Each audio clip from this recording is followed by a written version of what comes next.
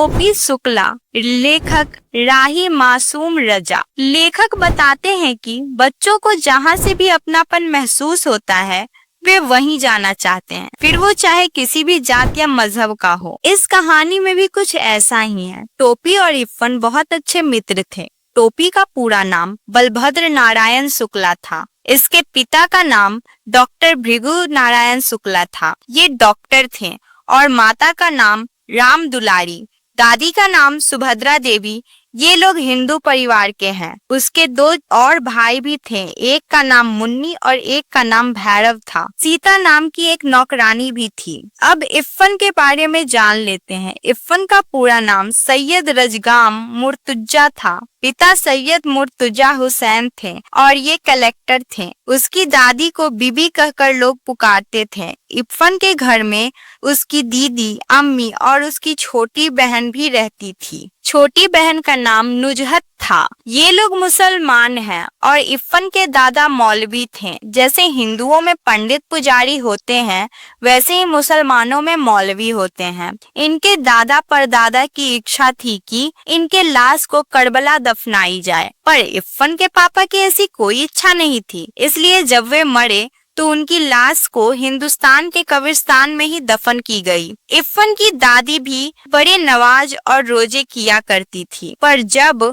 उनके बेटे को चेचक हुआ तो चारपाई के पास एक पैर पर खड़े होकर बोली, माता मोरे बच्चे को माफ करियो। वे पूरब की रहने वाली थी, इसलिए पूर्वी बोलती थी और इन्हें नाचना गाना भी बहुत अच्छा लगता था। परंतु इफ्फन के दादा को ये सब नहीं पसंद। लेकिन जब इफ्फन के दादा मर गए और इफ्फन का जन्म हुआ तो इफ्फन के छठी पर खूब नाची गाई। इफ्फन की दादी एक जमींदार की बेटी थी और अपने मायके से बहुत प्यार करती थी। इन्हें दूध घी खाना भी बहुत पसंद था। इसलिए जब वो मरने लगी थी तो वो अपने मायके के बातों को ही याद कर रही थी। इफ्फन और टोपी उस समय स्कूल में 4th कक्षा में पढ़ते थे। दोनों को ही इफ्फन की दादी बहुत अच्छी लगती थी, क्योंकि वह इफ्फन को रात में कहानियां सुनाया करती थी। और टोपी भी जब उनके घर जाता तो वह दादी से ही बात करता।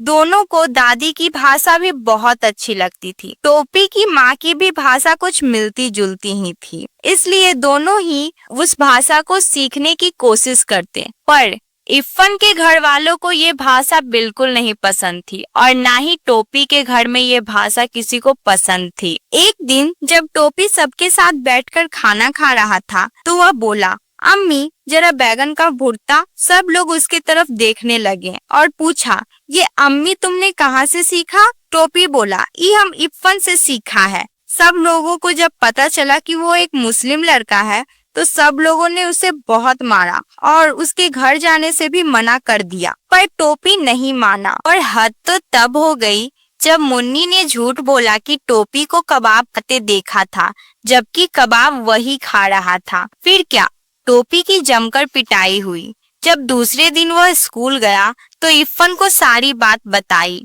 दोनों ज्योग्राफिया के विषय में स्कूल से भाग गए और पंचम के दुकान से केले खरीदकर खाने लगे और बैठकर बातें करने लगे। टोपी बोला, क्यों ना हम दोनों अपनी दादी को ही बदल ले, क्योंकि टोपी को अपनी दादी बिल्कुल भी अच्छी नहीं लगती थी। इफ्फन बोला, ये कैसे हो सकता है? मेरी दादी मेरे अब्बू की माँ भी तो है ना।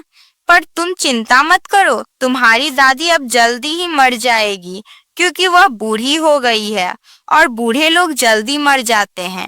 इतने में नौकर आकर खबर दिया कि इफ्फन की दादी मर गई।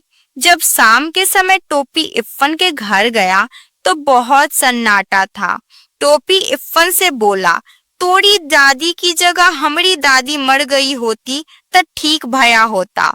और दोनों रोने लगे। 10 अक्टूबर सन 45 में टोपी ने कसम खाई कि वह कभी भी ऐसे लड़के से दोस्ती नहीं करेगा जिसके पिता के नौकरी में बदली होती हो, क्योंकि इफ्फन के पिता का ट्रांसफर हो गया था। अब वह बहुत अकेला था, पर फिर भी वह इफ्फन के बंगले में जाया करता था। लेकिन अब वहाँ नया कलेक्टर आ गया था। उसके 3 बेटे थे, बिल्लू, गड्डू और डब्बू। पर टोपी से किसी ने दोस्ती नहीं की। और एक दिन जब वे लोग क्रिकेट खेल रहे थे तो टोपी भी वहाँ पे बैठा हुआ था। वे लोग टोपी से लड़ने लगे और अपने कुत्ते से कटवा दिया। टोपी के पेट में 7 सुई पड़ी। फिर वो उस बंगले की तरफ कभी नहीं देखा। टोपी अब अपना अकेलापन दूर करने के लिए नौकरानी से ही बात किया करता था।